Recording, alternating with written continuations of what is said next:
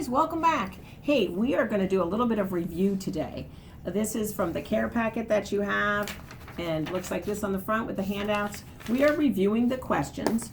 Remember, when we do these activities today, you don't want to be asking your kids a lot of questions. So if they're putting their quarters in, you just want to paraphrase what they're doing. So if they say, oh, you can say, oh, you're right, it doesn't fit, it's too big. So even if they don't give you words, you give them words. So that's part of what paraphrasing is.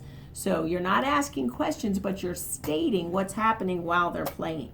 Now, if your child wants to take the lead and they take the bucket and they want to empty out all the pennies or all the dimes, it's okay. Follow the child's lead. Okay, so part of not giving unnecessary commands is quashing your desire to lead the play. The child gets to lead. This is about the child. This is with the child doing this. You're assisting the child. You're talking about what the child is doing. And that, once you follow them, allows you to state things in a positive way so that you're not saying quit, no, stop, or don't. So if you're struggling with the child or you're taking the bucket from the child, you want to be able to let the kid, if the child wants to take the top off and put the top back on, it's okay. It's okay. Just follow their lead. So we're going to use a couple of these coins today. And we're going to do something very similar to what we have been doing. We're going to use our journal. We're going to put our name in. And we're going to make sure today that we're using labeled praise. So we are absolutely trying to use these, what we call ship builders. So we're building the ship. We're building the relationship. So if your child was sitting down with Amber, or was sitting down with me, or was sitting down with Marcia, we would try to be building the ship. We would try to be building that relationship. So once they have a good relationship with us, they'll have a better relationship with their friends. They'll have a better relationship at home. So the 3 P's and the 3 Q's are our ship building. So when they're tracing, so you want to put your date up in the corner, and then we're going to trace. While your child is tracing, you can talk about the size.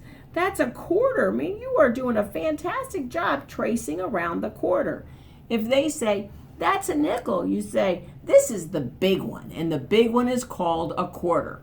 So I didn't say, no, that's not a nickel. I just stated positively what it is. If they said, oh, here's the penny, you say, that's the nickel. Look, the nickel has this on one side, it has this on the other side. You can talk about the head that's on there. You can talk about the building. You can talk about the numbers.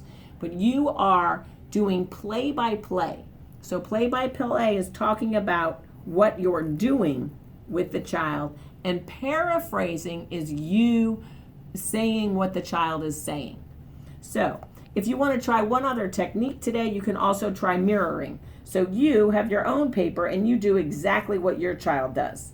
And this works on mirror neurons. You do exactly what your child does. So if your child is copying a quarter, you say, I'm going to be just like you. I'm going to copy just like you. We both did a quarter. So you're talking about what you're doing with these. So that is the 3 P's and the 3 Q's. And then the other strategy was mirroring. And you're just going to follow what your child does. Your child does it, you follow. So we're talking about the 3 P's, the 3 Q's, and mirroring. And we'll be right back with what we're going to do with the Play-Doh.